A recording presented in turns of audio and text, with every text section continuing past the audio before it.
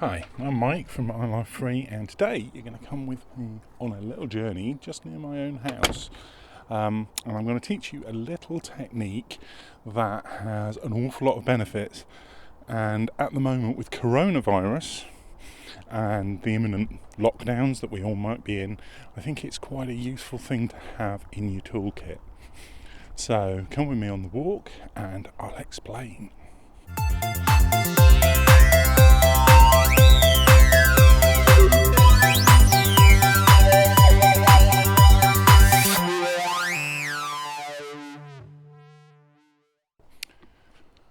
Oh, I love the autumn. Favourite time of year. Coming up to Samhain, pagan festival, or Halloween to most people. Right, so I've come for this walk into the woods, somewhere that I've come an awful lot of times.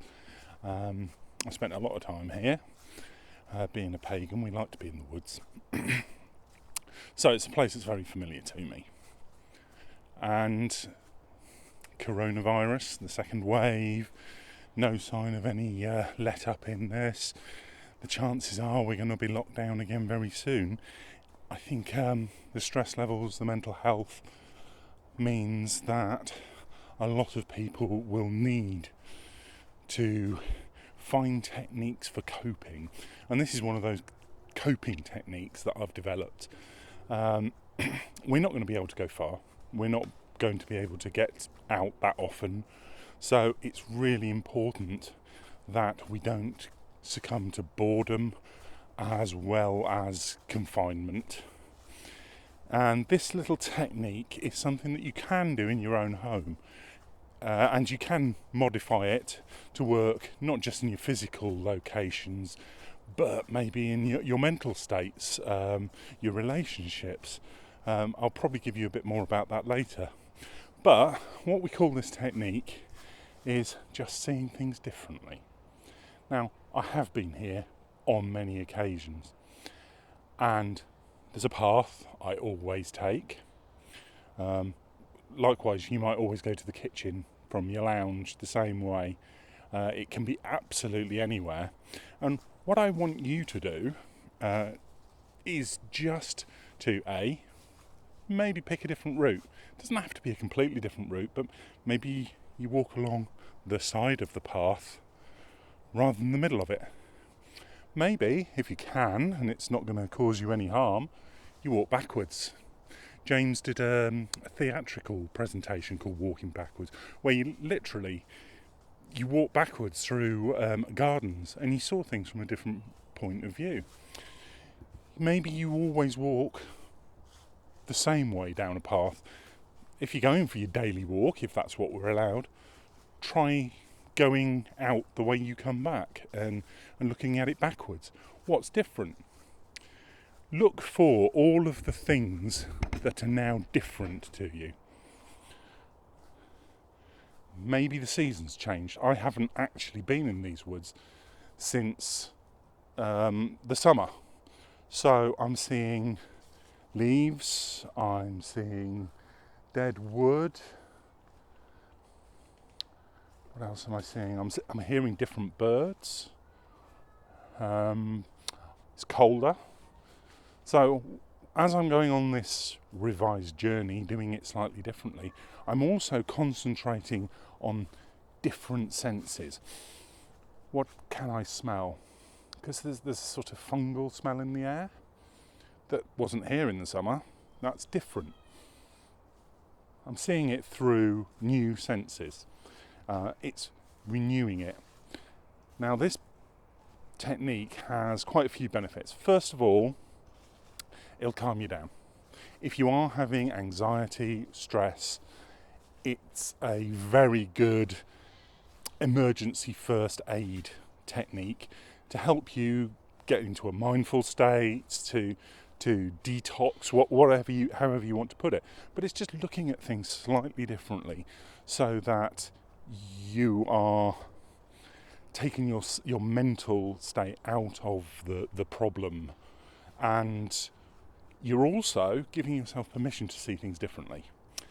We quite often get into routines. It's a very human trait to get into routines. this is giving yourself permission to step outside that routine. Right, for instance here,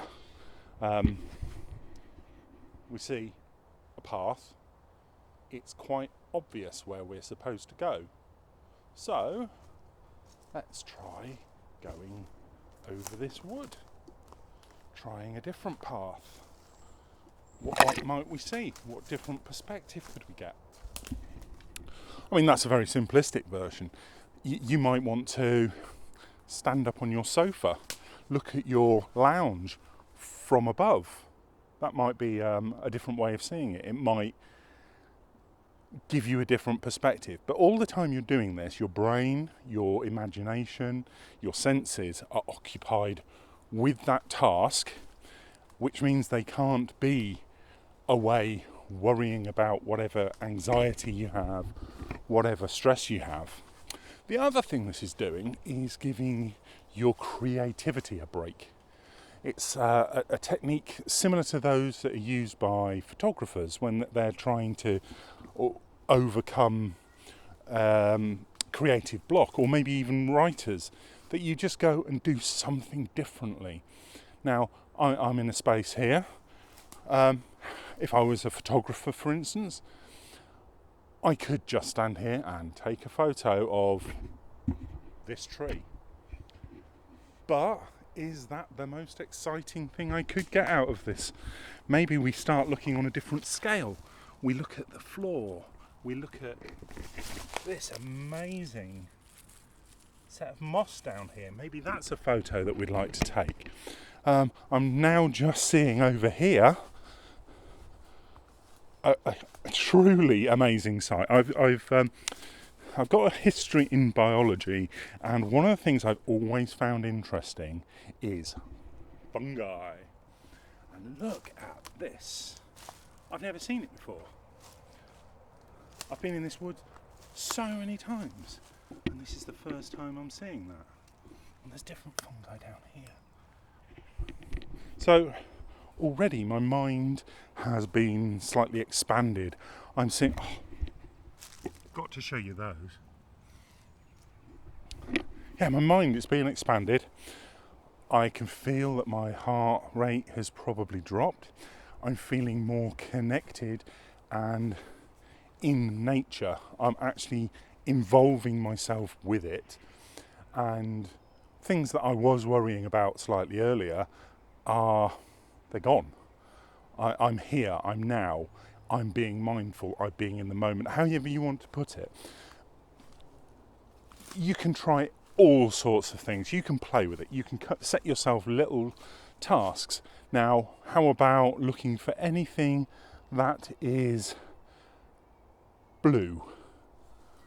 I can't actually see anything at the moment, but my brain has switched into concentrating on blue. It's not concentrating on the things I would normally think of, the things that I would expect to be thinking. And that has taken my brain out of the coasting along. It's engaged my brain, and I'm looking. There's one of the houses just here has got some blue curtains that's just next to the woods. But because my brain's concentrating on that, I've gone into a much more vertical thought pattern, and not looking at consequences. I'm not looking at what's happened. I'm not looking at what's going to happen. I'm just concentrating on finding blue. And you can expand that to other senses. For instance, let's go and see whether we can smell something nutty.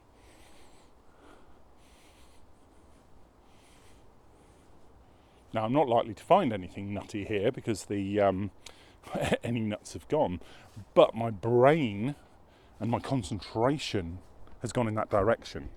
Yeah, my brain has tuned in on that, and it's actually looking for that in this moment. I've set it a task. I've given it something valuable. Okay, it might not be valuable in the scheme of things, but it's valuable to me at this time. I've given my brain that task, and it's concentrating its computing power in that direction. So it's calming me down. It's not worrying about things. my heart rate's falling, presumably my adrenaline levels are going down, and so this is beneficial. It breaks that anxiety cycle, it breaks the worry if you're not quite in full anxiety, brings your stress levels down, makes you healthier. Now, I appreciate that not everybody is as mobile as I am, and some are much more mobile. If you're much more mobile, maybe you'd get up one of these trees and have a look at the forest from above, look at the whole thing, much bigger picture. But if you're not so mobile and you can maybe only have limited space, try looking around at the room you're in and looking for those differences, looking for something specific, like something blue, something you haven't seen before. Try to look for the positives, not the negatives, where you've got associations with things in your own home. The woods, I haven't really got any negative associations, so it's quite a good place to do this exercise. But as the weather changes and it gets rainier and things, it's not as pleasant to come out. But it causes change. What is the woods like in the rain? So you're looking at change. And as you'll know from the channel, that change is one of the important things. Not just making active changes to your life, but also seeing the change, being in contact with the changes that are going on around you. Now, I've gone all self-conscious because someone is around here walking their dog and they're thinking, what the hell is this guy doing, talking to a camera walking around the woods, especially since he's now no longer on a path. The smell, the taste, it's like fresh decay, not horrible, musty, destructive decay. This is almost constructive, if you know what I mean. Look at that.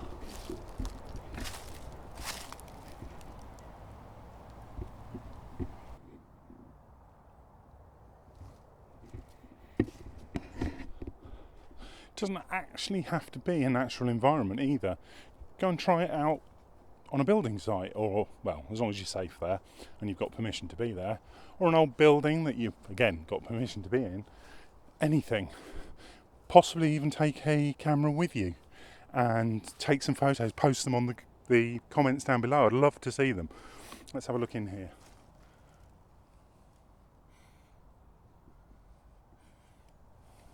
Yeah, use an action camera to get places you can't get, see things you can't see, possibly things that no one has ever seen before.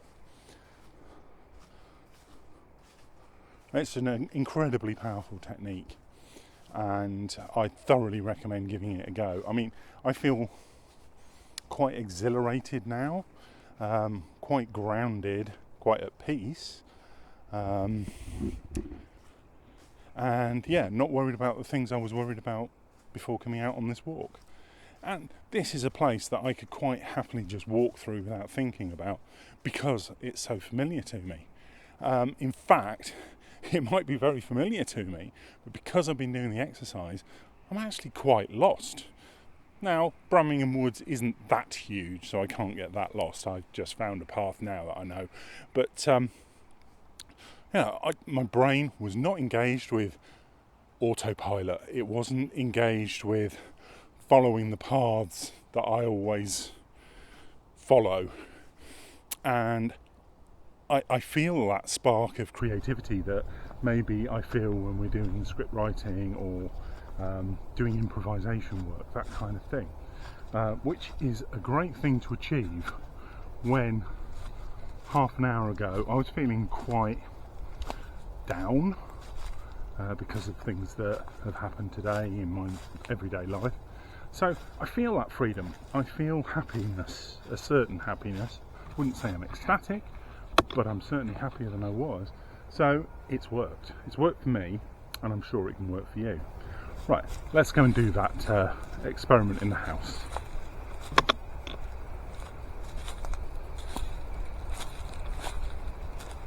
Don't know whether you can hear that. but it sounds like an awful lot of birds, crows or something, all going mad over something. I do want to go and find out what that is. Actually, it's something I've not heard before, but it's interesting. Now, this stuff's going on all around you and you're not engaging with it. I'm not engaging with it as often as I should, and as a pagan that's what we're supposed to do. The seasons, the change, being aware of the cycle of life, the cycle of the year. So important to get back to that for me. It might not be for everyone, but I think the technique, because it gets you out of those panic situations, I think it's a really useful technique to try. You could do it through the streets of London, look at the changes that the pandemic has caused, look at the change in people's behaviour, and as I said, you could apply it to your social relations. Go and look for different things. Who might fancy who? Who really doesn't like someone but they're pretending they do? Look for differences, different things that you hadn't suspected, that you hadn't looked for before. Just explore them, just observe your friends, just observe social situations, find interesting things that you've just never seen. Look at it through those fresh eyes. Another thing that occurs to me is that Birmingham Woods is literally 2 minutes away from my house. There are places like this across the country.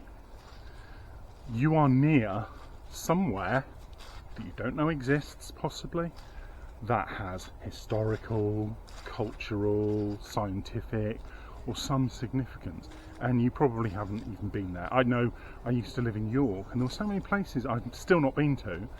It's one of the most historic cities in the country, and there were places I never went because I thought, oh well, I'll go there someday.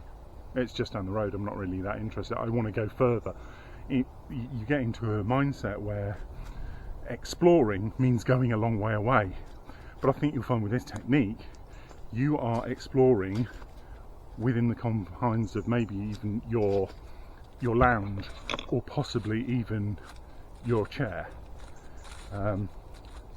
It's quite fascinating what you can dig up, and it can be quite addictive, just looking for different things. It's a spark of creativity, and that's one of the important things to develop for the process of what we're doing, our journey in our life free, because you need that creativity to look at problems through these fresh eyes that you're developing now, and look for different ways of solving your problems. Look at the bigger picture, look at the smaller picture, look at the minutiae, look at it from different angles. What's behind it, what's in front of it? Just look around.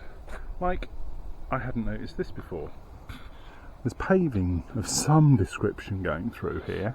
I'm sure an archaeologist or ecologist would tell me why they've been put here, or a historian. But I'd never really noticed that, yeah, someone's made an attempt of making some kind of cobbly path here. Yeah, just go and explore. Be creative. Come up with new ideas. And take photos of them, post them, video them. Tell me what you find and where you found it. Where have you visited that you've never been to before, that's close to you, that you now find fascinating? Thanks for coming on this little walk with me today, and if you liked what you've seen, give it a thumbs up. Give the little technique a go anyway, see if you get any benefits, and if you do find anything or think of anything about the technique or ways to improve it, please comment in the section down below and share this with some friends and that you might think will benefit from it. Till next time, bye.